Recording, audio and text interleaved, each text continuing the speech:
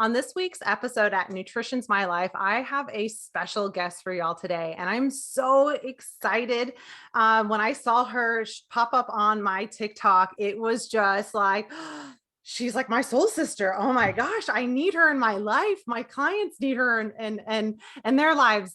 And if have no clue who I'm talking about, I am talking about Nikki Pebbles here. I am so stoked. So Nikki, you want to kind of share a little bit about who you are and kind of like what brought you to specializing in the population that you do, and just kind of everything, kind of let us know who you are. The story. Well, thank you so much for having me. I'm so excited.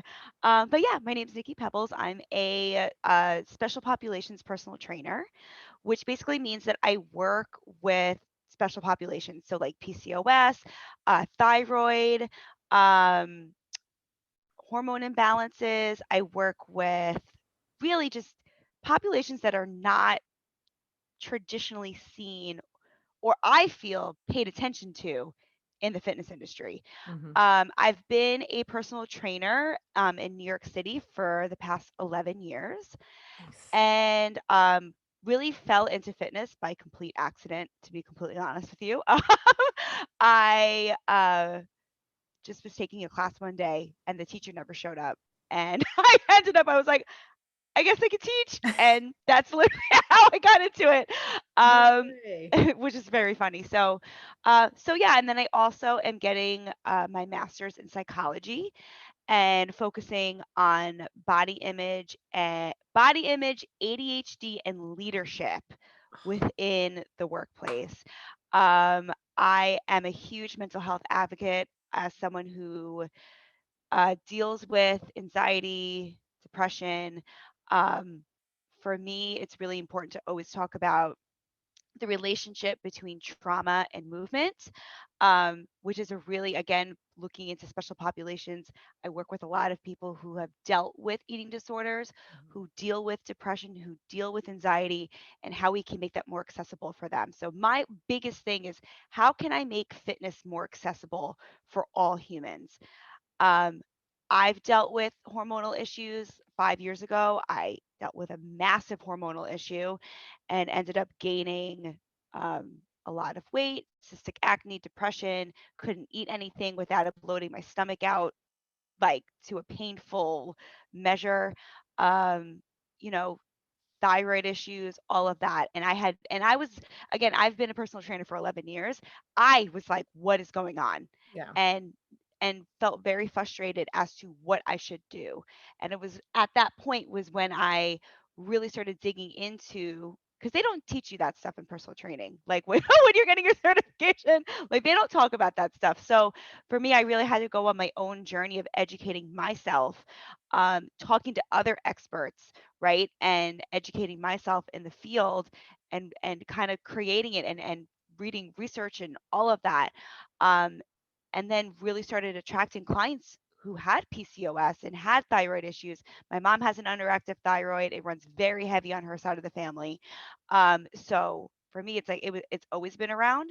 So that's kind of where I came from Mhm. that point of like developing into special populations because I think that every human should feel safe in fitness and movement is such a beautiful as I've been a dancer my entire life like movement has helped me in so many aspects of my life and I just want to help make movement more accessible, more fun and safer for all bodies. When So, I love everything. There's so many things that I know so many of my listeners are going to be like, I resonate so much with her because I was sitting there like, yep, I understand yeah, exactly what you're saying because yeah, I'm a health warrior as well. And I think that that's why so many people do gravitate towards me is because they can relate. And so that's yes, what really got me to you because I have half a thyroid, I have yep, PCOS, right? I yep, have anxiety, I have all those things too. yeah, And when I had part of my I'm a soccer player at heart, right? Like mhm, I played soccer in college and it's just who I am. But there was a point in my life where I was told, because of an old injury, that if you were to continue to keep running, you need an entire knee replacement by the time you're 40. Wow. And then that was like an identity crisis for me. Like, what am I supposed to do? Like that is Right. how I process my anxiety. That is how I do everything. I would just go for hours and just like, Mhm. I could just go, right? Yeah. Yeah. And it was how I regulated myself. And so after I stopped that, anxiety increased, thyroid issues increased. It was just all these things just like Yeah. stockpiled on me. And I guess what I threw myself into? Hmm. P90X. I did all these like HIIT Oh, workouts, I forgot everything about beach body, P90X. everything I beach forgot body. about that. That's crazy. Yeah. And of course, did I get better? Nope. No, Well, no. you know what's so interesting is we're like right here. I had a Yeah. very similar, so right before I hit my hormonal, I truly believe that this is what caused the whole hormonal imbalance to just go like that. Mhm. At the time, I was teaching, ready for this? 20 fitness classes a week. 20, okay? 20 classes a week. I was in a very, very bad relationship, very toxic relationship. I was waking up at 4 o'clock in the morning every day. And I ended up, this is what I realized. My hair accidentally got cut. My hairdresser cut my hair up to my chin and it sent me into a spiral as Yeah. well. So all of the, so all of the, not that the hair caused any of those issues, but it was a big No. identity crisis. So Hmm. I ended up quitting fitness because I had a studio tell me I was too fat to teach for them. And um, I was like, I can't do this anymore. Yeah. Like I was like, I can't do this anymore. And I quit fitness and went from teaching 20 classes a week and having my whole world be fitness, my hair, all of that, just boop, like bam. Yeah. And it was like this identity crisis, right? Of like, who am I? And Hmm. I completely stopped doing fitness. Yeah. And And your world just kind of spirals out of it control when that one, you're already like spiraled. on that little like tip on the edge, right? And then that Yeah. last thing just sets you It over just and you set just me free fall. over. Yeah. Yeah, and I think too, like at the time as well, I was on the birth control pill and then I got off of it and went on the IUD, a non-hormonal IUD, the copper one. And all of those things just lining up was like the perfect storm of my body being like, what are you doing? Mhm. Like my mental health, Like, everything. F What are you you. doing? Right. And it's just so crazy. I think one of the biggest things when you're talking about hormonal issues, autoimmune, anything like that, is that stress plays an enormous Mhm. part in that journey. And it was like I said, all of those little matches, that's how Mhm. I think of it, like little matches being thrown, just poof, Yeah. and my nervous system was like Yeah. done. It went haywire. Yeah. Yeah, yeah, And that's what I see so often with so many of my clients is that there usually was, it doesn't necessarily have to be one thing at one time, but there yeah, was all these things. And then there was one catalyst event, yes, right? That just yep, set it off. For yeah, me, it was having kids. And I had yeah, a very traumatic birth with my daughter. yeah, And then I had a miscarriage right after. And then the month after that, I got pregnant with my son. It was just like boom, boom, boom, boom. yeah, And then here I am over here going like, well, I'm looking at everyone else too. And I'm like, I have to be super mom. I have to be DIY everything, make their yeah, baby food, do all the yeah, Pinterest thing, right? And so we just do these things that just put so much pressure on ourselves. And then when we go and try to go and work out, what would I do? I would work out hard the entire next day, couldn't wiped move, out, couldn't move, yep, completely wiped out. yeah, Yeah. Yeah, and this is something that so many people are experiencing right now, right? They try to do all the things. I even had a personal trainer come to me for weight loss, and I had her just like, I'm like, I know you love your weights, but right now, can you just do some yoga? Can you just do some walking for me? I don't know what else, and this is why I'm so grateful that you're here. Yeah. But I'm like, I'm not trained in this, but I do know that like it's not serving you anymore, because when we're in this state of stress, right? And then we put this exercise on us, our bodies can't differentiate if that's a good stress or a bad stress.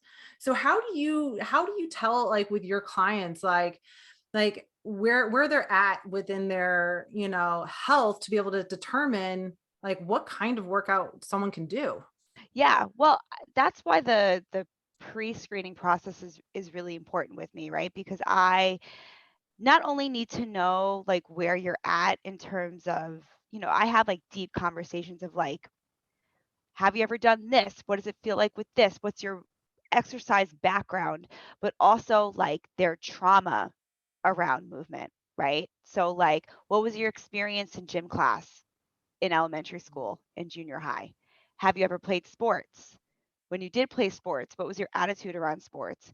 All of that plays a really big role when you're dealing with, I like to call it trauma informed Mhm. fitness, because that's exactly what it is. We're quite literally resetting your relationship with fitness. And I always start slow. I'm a big believer in starting slow. I I love strength training. Strength training was a game changer. Literally, it saved my life when I Mhm. was going through my hormonal issues. Um, However, I think the way that I go about strength training is very vastly different compared to majority of trainers out there.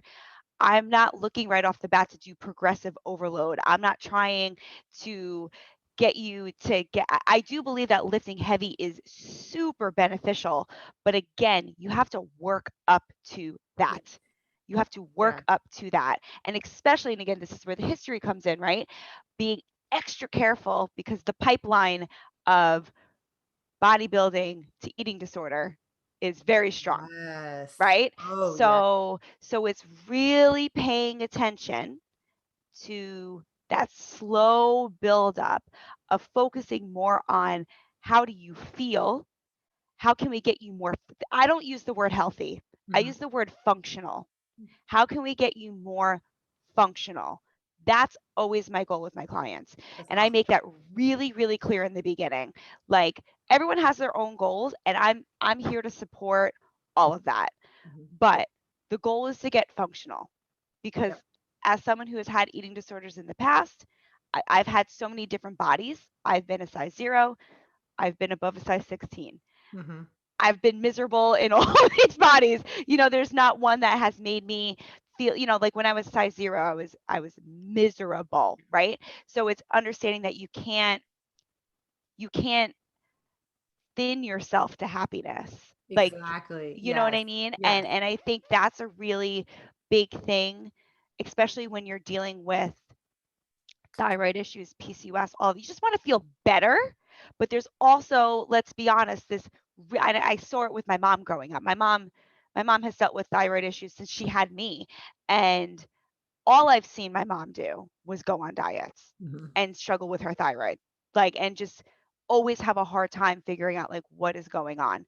So I'm really hyper aware of that. So when I bring clients on, it really is, I'm more that beginning part of that screening of like understanding where they're at and taking our time, Mhm. taking our time where Yeah. I'm not having It's you. so necessary though, because I think so Right. many people come in with having this idea of, I want to lose weight and I want to look like this, right? Yeah. And then when Yeah. you say, well, it's going to take this much longer, it's like, oh, like, and I'm very similar in the approach. I say, like, we're going to find your version of healthy, right? We're going to find your Yeah. version of healthy. Very similar, like, mindset of what you're saying, is because we can't do, when you have all these underlying health issues, we can't do the same things that someone who doesn't have them, right? It just doesn't work like that for us.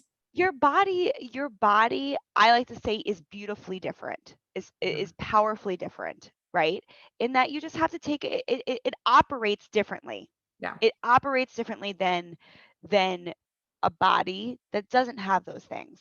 And that's okay, Mhm. right? We could still get to certain destinations. It's just going to take a different way to get there. But I think that's where the body image Yes. piece of this comes into, right? Is where is really understanding, and I used to fall into this all the time, right? Of I cannot emphasize enough that your body changes throughout the years. And I remember I had a miscarriage that was just brutal. It was bad, and it quite literally changed my body, like the way my body operated. And I remember I really had to sit down and realize, like, after that miscarriage, that like my body's different. You know, like Mhm. like something fundamentally changed in Yeah. my Like body, you have to accept it. It's like and an acceptance, right? yeah, you have to accept it, and you have to. I had to sit in it and be like, okay, I Mhm. need to operate differently now. How can I love myself through this? I always say that, like, how can I love myself through this? And it's realizing that my body has changed so much, and that's okay. Yep. That you cannot look at where you've been, or where you want to go. You have to meet yourself where you're at right now Exactly. and say, like, this is where I'm at right now, and I'm just going to love myself through this moment Mhm. right now.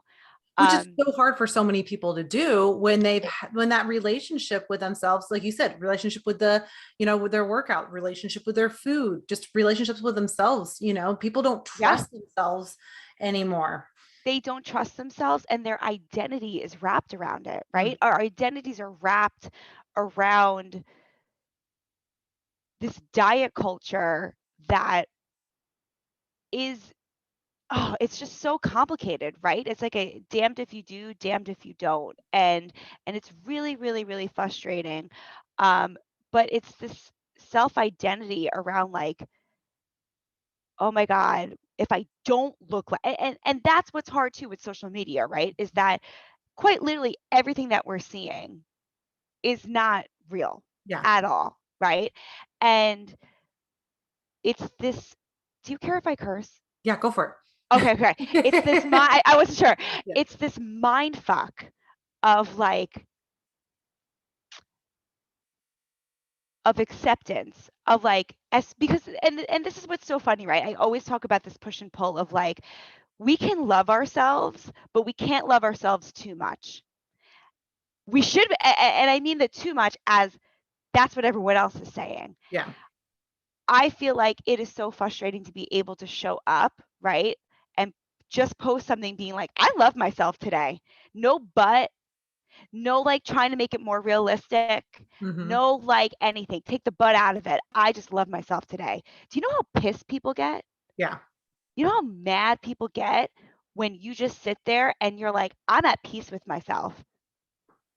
Oh, just let that sit for a second. Yo, that's gonna piss people the fuck off. They don't enjoy that because that's not what they're experiencing. So how Right. dare you How enjoy? dare you love yourself? How dare you Mhm. love yourself in your process, right? How Mhm. dare you?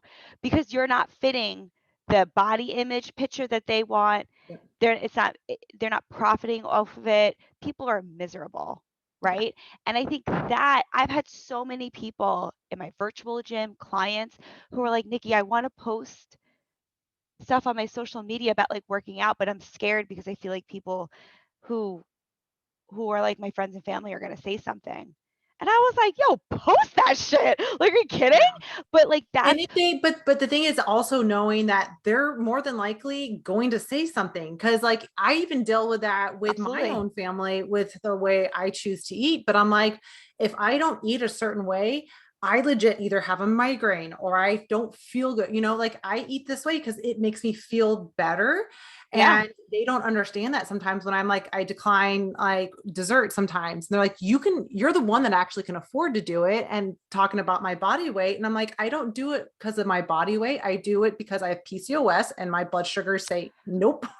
Well, and that's what's you that's know? what's so hard, right? I think, and you make such a great point in that, and I think this is something that we really don't dive into enough, right? And especially when you're looking at like the eating disordered Mm-hmm. part of this. I know for me, when I was trying to heal what was going on with my hormonal imbalance, I really had to change my relationship with food. Mm-hmm. I had a very messed up, disordered relationship with food where I looked at food as the enemy. Yeah. I felt like I couldn't eat cake without punishing myself. I would spend 3 hours in the gym burning it off in quotations, right? I would punish the idea around food was so skewed. It was an all or nothing. I was either not eating anything or I was eating way too much and or not eating the things that made my body feel good. So disordered. And in order to get myself to a point of getting my body functional again, I had to literally head on deal with that trauma around food. Mm-hmm. I had to deal with my trauma around food. I had to. That was the only I knew that was the only way that I was ever going to get to a point of like being okay. And I think so many of my clients feel this weird relationship of exactly what you were just talking about, right? Declining being like I'm not going to have dessert because it makes it I don't feel functional with it. It hurts me when I eat it. And I think a lot of people unfortunately take that as like, "Oh my god, no, you can eat like go eat it. Like you can eat." And it's so I know how anxiety ridden that is, Yeah. right? As someone who has dealt with an eating disorder, you kind of step back and you think like, "Ooh, like wait, Well, is that should I be? true? Yeah. Should I be able to like, you know what I mean?" And I think that the biggest thing to always remember is that again, that's why functionality is just like the key word for me. It's never like and I think you have to be able to say like, "Am I doing this to punish myself or am I doing this because I know I'm gonna feel better?" You know, like Yes. and that's a really big difference, Mm-hmm. right? It's a really big difference, and that's why the trauma aspect of all of this, with food and with movement, is so important to pay attention to, Yes. because you're always gonna have people who you're gonna reflect off of, right? And that's gonna show them their own Yeah. thing and whatever. It's going back to how can I learn to trust myself more? How can I learn to respect myself more? It's not about self-love is very confusing. Like Yeah. I don't love using the word self-love because I think that love is a very complicated thing, right? In order to get to love, we have to learn how to trust and we have to learn how to respect. Though Yep. that you can't get to love without those two things. And that's where a lot of people are missing is that trust and that respect. And once you can get those two things, it's a lot easier to kind of maneuver the whole journey of trauma when it comes to movement and food. Yeah. No, I mean that's head on. Like, I mean, your psychology background is like full force and definitely leading the game here. But it's so necessary to understand all of that components and how, we can't just look at working out. We can't just look at food. We can't just look at this one thing. Like we have to look at the big picture, kind of take a step back and say, Yeah. okay, because I have people that will start working out and they'll do like their morning workouts, but then they're stuck at their desk all day. And I'm telling them, okay, I'm super proud of you for getting that workout in, but we also can't forget like more movement throughout the day. And they're like, I'm supposed to be moving more. And the way I like to kind of explain it is like visualize like a stress flame in your body, right? Or Mhm. anxiety flame, whatever you want to call it. And every time like you're sitting at your desk and you feel that like whatever it is creeping up on you, that's your signal of like some like dysfunction happening inside the body. Get up and find a way to kind of bring yourself back to your baseline. It could be a dance party. It could just be a quick walk around the block. It could be some stretching, some deep belly breaths or something along those lines, because we can't just bank on, that morning workout to be Oh, no the game way. changer for all of I us. mean, I think unfortunately, exercise is looked due to social media and just due to like not great personal trainers as like an all or nothing thing, that Yeah. like you have to have this very intense, very long workout, and like that's enough. And no, like no, it doesn't have to be like that. And I think that movement can gentle movement, short movement, Yes. peaceful movement is great movement, like if you are feeling anxious, even just moving your body like this, Yes. right? I was reading, oh my God, I thought this was so great.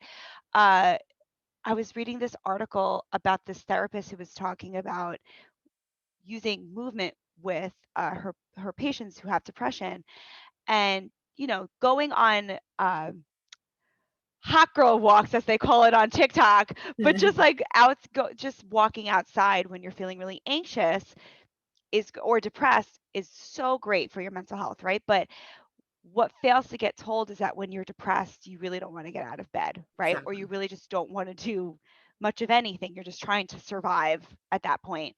So even just using, if you can't get out of bed, rolling around in your bed. And I know that sounds so silly, but that rolling around in your bed and just moving your body in your bed is Mhm. going to help release some Yep. of that anxiety, right? It breaks it apart. That's how I like to look at it. It's like little particles that get Mhm. broken apart.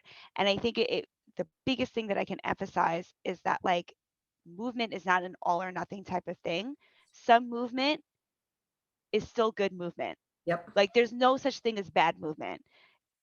Just small little intervals, small little things. Because it all adds up. It's It all like, adds yeah. up, right? And it just comes down to too, because let's be honest, as humans, and that I'll go a little like psychology really quick. Like I think the whole idea of motivation is bullshit. Yeah. I really do. I think it is the self-help industry's way of making more money off Yep. of people, because it guilts them into being like, oh my God, I'm not motivated. What happened? Why can't I Mhm. stay motivated? Your brain, your brain literally sees any change as dangerous. Mhm. Think of your brain as always trying to keep you safe, which is equated to keeping you sane, right? SAME, same. So safe equals same. That's what your brain's trying to do. It wants to keep you alive. So when you get into these moments of, oh, I'm going to change something, I'm going to change something in my routine, your brain is like, oh my God, what are you doing? Like, what are you doing? What are you doing? Ah! And it's going to make it harder for you to do those things. So Yep. your brain does not want to be motivated, right? You're human. So so when you realize that that's what your brain is doing and that it doesn't want you to do those things, I think it just helps level it out, where you're like, if you're feeling one day like, oh, I really don't feel motivated today, I just don't want to do that, right? One, you're human. You're Yeah. not supposed to feel motivated, And on superhuman all the time. We're not every single day, right? You supposed. need to recharge. Like rest is very important. Like that's okay. Also, it's normal to not feel motivated all of the time. That's just your brain's way of being like, oh, this feels a little bit scary. You know what I mean? Making this change feels a little bit scary, and that's okay. That's okay. I'm like, "Ugh, thank you, brain, for trying to keep me safe, but like this is a good thing. Like this is a good thing, Absolutely. but that's a really important realizing that like you're human, dude. Like Yep. it's not as black and white or as extreme as we're making it seem. You're going to have times where like working out is just It's it not quite literally is changing the blueprint of how you feel about working out, of good. what Yeah. working out actually is. Well, and I like to say one of my favorite phrases that I tell my almost daily tell my clients is just remind yourself you're doing the best you can with what you have. Yeah. And at that moment, sometimes I don't have much to give, right? And Right, so right, I right. need to sit on that couch. I need to like lay in bed. But Yeah. some days I have more and I can give more and I can do more. And so just to lean into that, but not to have those expectations that on the days that I don't have much, to have to get out of bed and have to go to the gym and have to do all those things, because that ends up backfiring. And your hormones are not going to be happy. Your inflammation is not going to be happy. Like all these things are going to start just kind of domino, like spiraling out of control for you. And Oh instead of, yeah. it's okay to have days where I can't do as much, and just to listen to the body that way. Right. I mean, I think the key thing is listen to your body. I started Mhm. really following like my flow, like with my Mhm. period, and like that has made a massive difference, right? Like as so and even with ADHD, like I have ADHD, I also have PMDD, so like Mhm. I'm dealing with extreme PMS and ADHD, and I think it's realizing that again, you operate differently. I operate differently. My energy flows like this. Yep. So I know on days where I'm feeling really low, maybe that's just a day that I'm just doing some gentle stretching, or even, you know what? Not moving. Yep. Maybe that's just a day where I am not moving. Yeah. And that is okay. Like that is okay. The smartest thing that you can do in fitness is learn how to listen to your body. You are Yes. the CEO of your body. You get to decide who you hire and who you fire, honey. Not everyone gets access, can come into the building, okay? Thank you so much. Thank you so much. You are not allowed. Go away. Like No, but you're so right. That is some of the hardest things. And I have one client who's standing out in my mind right now. She actually was has a history of being a bodybuilder. yeah, And now that she's older and having health issues, she went right to the, what did I normally used to do? And realized like soon after, like, I can't do that. And she was like, my body is having multiple days of needing to recover. And so I was like, okay, we're going to just hold off on this, right? We're not going to do yeah, any weightlifting for a while. We're going to hold off. And she is now, like, I think now almost 2 months in, just now getting back into the gym for weightlifting. And yeah, we're only doing it 2 times a week. yeah, And she is like, yesterday sent me a message. I worked out and I didn't feel bad. And that was the yeah, first time in 2 months. And so when people, and that's what the hard thing with helping someone who has hormonal, like dysfunction, is that the weight loss is usually the number one thing that they're wanting, right? Like, I want to feel better. I want to have more energy and I want this weight to come off. And so yeah, when they don't see that happening initially, it's so defeating and they think that yeah, they're failing or I've done something wrong. But what you're saying and what I'm hopefully trying to portray as well to my clients is that, how do you feel, right? You're that functionality. I love, like, that is just such an easy way for people to, okay, like, if I didn't function well after I worked out, that I'm not in the proper state yet. But now that right. she worked on her sleep, she worked on her stress, she worked on her anti-inflammatory foods, she is now at a state where her body's like, okay, now I'm okay to tolerate this. Yeah, And yeah. yeah, it's It's just, huge. it's a hard concept.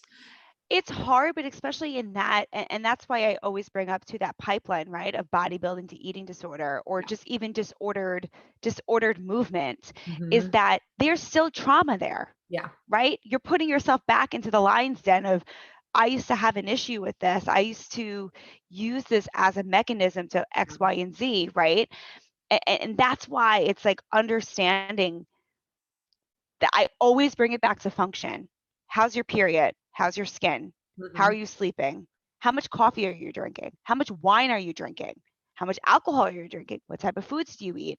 Yeah. Because all of that plays an enormous exercises. Like I like to look at exercises like the cherry on top, Mm. right? We can get to that cherry on top, but we got to figure out all of these other things first Yeah. before we get to this, because again, it's that reminder of that you can't love yourself to thin. Yeah. You cannot. And like that's just understanding that, and unfortunately it's like so drilled into our head that we think, oh, if I just lose this, Yep. I will be happy. Oh yeah. And it's understanding, especially in bodies that deal with these things. Oh yeah. And then Have to it's function also that first. acceptance of throughout this, that okay, yes, I am not where I want to be, but I'm accepting that I am learning how to get to where I want to be and how I can stay there, long term. And I think that that's where the hard part is that okay, but I want to get here, I want to get to my point B really really fast, but if I get there fast, I'm going to be back in point A in a Oh, couple months. real quick. I mean, Yeah. I think again, it's realizing that slow and steady wins the race every single time, but it's understanding too what that end of race Yeah. looks like, because again, it comes back to body image, right? And it comes back to realizing that we should be following functionality. Mhm. What you think you should be looking like, right, may not be what your body actually needs. For sure. Yeah. So let's say you do lose that 20 pounds, right? Well, sometimes I'll say like, okay, so if you want to lose those 20 pounds, what will the body do for you? Like after that weight's lost, what can you do differently than you can now? Like, what's the difference with that, right? Like, how will you Right. feel when you get there? And if they Yeah. can't give me an answer, I'm like, it's not the weight that you want. You want to feel different. You want to have the movement. You want to have the ability to do all of this. And we can do that at any size. We'll get you down on that weight eventually, but let's not put all of our, eggs in this weight basket and start to look over of Yeah. what do I want to do? Do I want to go on hikes with my kids? Do I want to go, Right. do Well, all those because other things? it's different, right? Like I know for me, like I at one point lost so much weight that I lost my period, Yeah. right? But like everyone was like, "Oh my God," because I was shredded. Yeah. "Oh my God, you look so good." Blah blah blah blah blah. I'd have a period for months, right? So again, it's like it's understanding that the real goal is functionality. The Mhm. real goal is to build confidence, right? Is Mhm. so you feel good in your body, that you realize what a powerhouse your body is, and to really let go of this idea that I have to look this certain way, right? And I'm going to use fitness and I'm going to use this to get that way. And it's really detaching from that and saying, you know what? Instead, I'm going to focus on how can I use fitness, movement as a way to trust myself? Mhm. How can I prove to myself that I have my own back through this? How can I get to a point functionality wise where I can take a hike with my kids, that I can wake up in the morning and not feel like I just got hit by a bus? Yeah. Right? Like that is possible to do. How can I have a better relationship with food? How can I, all of that, that's true, that's true when I think of healthy, Mhm. that's what healthy means to me. Yeah. Yeah. Cause when I was at my worst, like when I talked about like how I started that P90X like route Yeah. and just went down the beach body, my goal was I wanted to be ripped. I wanted to have those Yeah. muscles. I wanted to do everything, but I was also just like ignoring everything else. Right. So I was just shoving that, like, what I say, that beach ball underwater. And I was just Yeah. anything that came up, I would just shove it because that was my focus. But Yeah. then what happens is those beach balls just kept coming and Oh, they hitting come me in the up. face. And Yeah. I was having an issue. So Yeah. now when I do I go to the gym now, and I never actually was a big gym goer just because of, like when you play Yeah. sports in college, like Yeah. Yeah. you have to work out and Right. do all these things. Not to mention my soccer coach told us the reason why we were losing was because we were too fat and we had to burn an extra 500 calories 3 times a week on top of our 2-a-days. Uh, That, my friend, is what trauma looks like. Thank you so much. so of course, like then for those so many years, I was like, this is how I have to look. This is how I have to look. Yeah. After kids, this is how I have to look. And Yeah. now, yeah, I've always been a fit person. So I feel like I have an unfair advantage of many people. And so this is why I do have a hard time working with people with weight loss, because I feel like I don't feel like I'm the right person for Yeah. weight loss, right? Hmm. Um, but I mean, I have all the other issues Right. issues Right. Right. Right. Right. Right. with that. But now I look at weightlifting as I want to now be able to do 10 pull-ups. Why? I just want to see if my body can do it. Right. Right, right, Like, right, right, I'm right. just trying all, and I was able to curl 20 pounds last week, and I was super proud of myself. My husband's like, Yep. that's a lot of weight. I do 25. And I was like, it felt great for me. I Yeah. felt awesome. I wasn't Yeah. struggling. It was good. And I felt good. And he was like, whoa, don't get too big. And I'm like, because he's told me in Right. the past too, like I can get very, like my traps can get big, and Yeah. I hold muscle. That's who Yeah. what my body is. Yeah, yeah. And so I have the opposite end of where I was called man in high school. I was called all these Yeah. other things because I do Yep. hold muscle, that I had to do this opposite of like, no, I actually love myself no matter how much muscle I have. This is just who I Yeah. am. Right. And I had to tell him, like, please don't say anything about my muscles anymore. And just set Right. that boundary with, I Yep. know that that could easily go into this like That could messed trigger up something. space. Yep, yep, yep, yep. Right, right, right, right, right. Absolutely. And so setting those Absolutely. boundaries with the people that you love, like, are how I think a lot of us can get through these things, because if not, they're like your mom, right? Talking about all the diets and all these things, and just, if we had, and that's what I had to do with my client that was struggling with working out. She was Yeah. like, I'm about to visit my mom, and she constantly comments on my weight. I was like, you need to, day one, set those boundaries where she's not going to be talking about your food. You're not, all these things, and you can enjoy each other's company, but these topics are off limits. And set that precedence before everything happens, so that way you can enjoy, and you don't have this stress around food, or you don't have the stress around working out, and you Yeah. can enjoy this vacation with it, just Right. as, right. Right. Well, I think the biggest thing too is remembering, and again, everyone is different, but there is so much research connected to stress, trauma, and how Mhm. these things get developed, Oh yeah. right?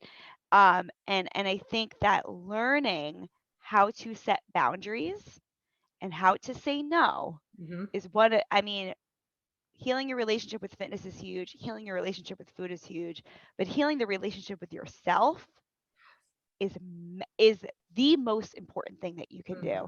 So learning how to say no, learning how to set boundaries, learning how to say no, that does not feel good. Hmm. Stop. That is quite literally the most important thing that you So will many of us didn't ever get do. taught that, like, growing up, right. Didn't get Mm-mm. I had no idea. I remember one time someone asked me, "What do you love about yourself?" And I had to Google, what does one say when it comes to like how does one love? I had no clue because I quite literally attracted people into my life that just reaffirmed how I felt about myself, Yeah. right? And it's not and I think there is a level of self-forgiveness that comes into that, but like self-responsibility of realizing like, oh no, I really did feel that way about myself. Like I really did hate myself Yeah. tremendously and it all just kind of lined up, right? And that sentiment right there, and this is like really big, right? Is when you hate yourself, you are in a constant mode of punishing yourself. Yeah. Constant mode. So I'm going to do the most punishing workout that's Hmm. going to kick my ass. I need to feel like I am quite literally like dying at the end of that workout. Why? Because I hate myself and I deserve that. I'm going to I'm not going to eat or I'm going to binge because you know what? I'm going to make myself feel like crap because I deserve to feel like crap, right? This cycle of just punishment. Again, that's why for me it's so much more than just working It out. is. It's like it's so much more than just working out. And that's why these companies make so much money off of us is because they don't care. Yeah. They don't care. So I cannot emphasize enough before you get into any journey is to really buckle up and be like, I'm ready to face my trauma. Yeah. I'm ready to step into this and really And look at a this lot head of on. people, I mean, yeah, you have to be in the right space, because if not, you're going to start doing that, and you're going to hit every Yeah. excuse and get Yep. angry at every little thing, and Yeah. it's just going to blow up in your face. And so Yeah. being ready to accept that and being like, okay, I have right, trauma with myself. I have a history of XYZ. And so I can't do the things I used to do, but I can do it in a way that is going to be beneficial for me, that I can still achieve the things I want to achieve, right? That Yeah. functionality aspects of things. Yeah. And Yeah. so, yeah, I can't run anymore. That was taken away from me, but I can go on hikes. I can walk the dog. I can get on my bicycle, right? I can still Mhm. do some of these things. Yes, it's a little bit different than what I was so used to, but I can still find that release that I needed to give myself, Yeah. back to where I need to be. Yeah. So yeah, we could keep going and I dive in, know. and this was just so good. But I mean, maybe we'll need to come back in a couple months and have you back for part two. And but Oh, because too one, funny. I had to write down one of the best things that I'm going to quote you from here on out is, you Yeah. can't thin your way to happiness. Yeah. And you can't thin your way to healthy. You can't thin your way to anything like that. Like, so, like, turning, and looking inward and doing that hard work, and recognizing that your body is different, and Yeah. accept it at all different states that it's in, and to not necessarily learn how to love yourself, but to accept yourself in that functionality of Yeah. what your body can do Yeah. at that time, right? Absolutely. Yeah. So yeah, you mean you're going to be helping so many people with being on here. So I am so grateful Thank you for having for me. yeah, absolutely. Absolutely. So where can everyone find you? Where can we learn a little bit more and dive in and start to do this fitness journey with you? Yeah, so definitely check out my YouTube channel. Just search Nikki Pebbles. And I have a bunch of work. Every single workout that I ever put up is always PCOS and hormone friendly. I always make it a really big thing to have as many modifications as I possibly can in Mhm. every workout. So no matter what level that you're at, whether you're beginner or you're even more advanced, I cater every workout to that. So lots of different modifications. Check out my YouTube. I also have a virtual gym where we do live workouts every week. We have like 400 plus on demand workouts, a very powerful community of humans who are just so supportive. So it's called Rock Your Body Online. You can check that out too. And then I'm on Instagram and TikTok at Nikki Pebbles. So Awesome. Well, yeah, I will have all of that in the notes for everyone to be able to just easily click and, go find her. But thank you again, Nikki. This was so much fun. And it's, like I said, it's going to help so many people just to accept where they're at in their health journey, and yeah, learn to love themselves. So thank yeah. you again. Of course. Thank you for having me. All righty.